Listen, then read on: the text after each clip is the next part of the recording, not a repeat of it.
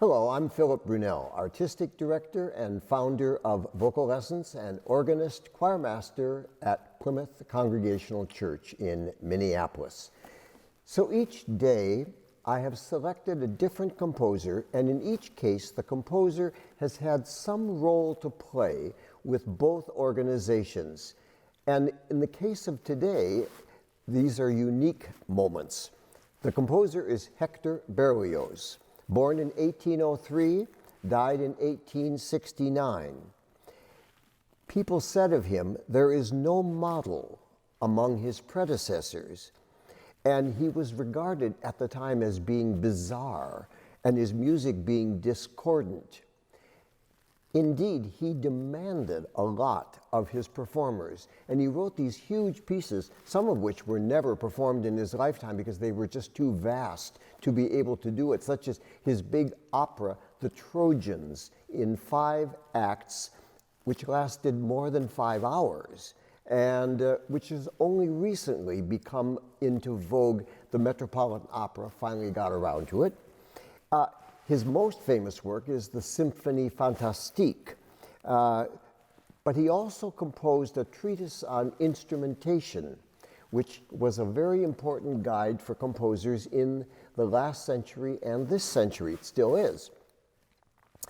In 1849, he wrote a Te Deum, and this Te Deum I have performed twice with Vocal Lessons at the St. Paul Cathedral, because you need a space of that magnitude where more than 2,000 people can be.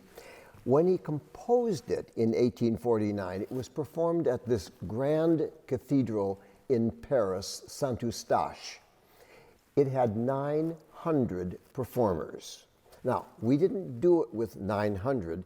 We did it with more like about 300 performers at the cathedral.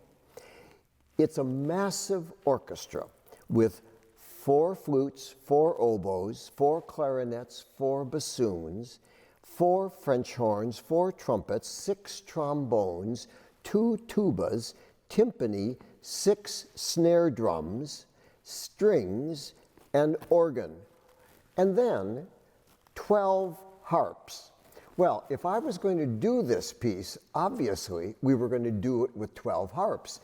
And the first time I did it, I called Francis Miller, who was the professor of harp at the University of Minnesota for many years, and I said, Francis, we need 12 harps, to which she said, only 12? So needless to say, we got 12 harps. We actually had 13 because another person begged to be part of it. And so he wrote this piece, this Te Deum, and there is a movement that comes at the very end, a march for the presentation of the colors, and that's where the harps come in. I thought, we can't have these harps just come for one moment. So we played that presentation at the beginning, before the Te Deum, and repeated it at the end. So what you'll hear now is this opening part. You have to imagine this massive orchestra, and then halfway through, all of a sudden, you'll begin to hear this kind of figure. And that's where 12 harps, 13 actually, in unison give you their part added to it. They were stretched across the front of the cathedral, and many people said afterward, I thought I had died and gone to heaven. Music of Berlioz.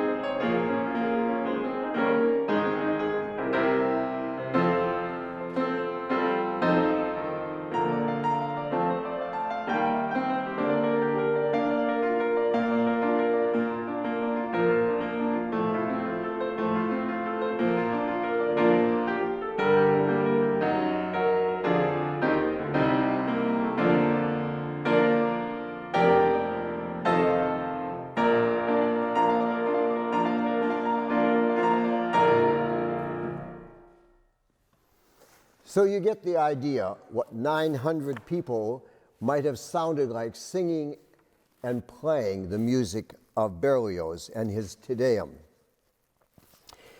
He also composed in 1854 a piece called L'Enfance du Christ, the childhood of Christ. It was a piece that was to depict the Holy Family's flight into Egypt. It was in 3 sections. He composed the middle part first, which is the part that most people know, and then he wrote an ending and a first part, the first part being about Herod and his decrees. But this middle part was called The Shepherd's Farewell. As I mentioned earlier, people particularly the music people in Paris at the time of Berlioz, didn't think a lot about his music, thinking it bizarre and discordant. So when he wrote this little piece, he didn't put his name on it. He put the name of a man named Ducret, which was a made-up name. And everyone, when they heard it, said, "Oh, that is so beautiful. It's too bad Berlioz couldn't compose something like that." And then later, of course, they found out that indeed he had composed this. So this is the end of that little section. It's the Shepherd's Farewell, which is a beautiful choral piece.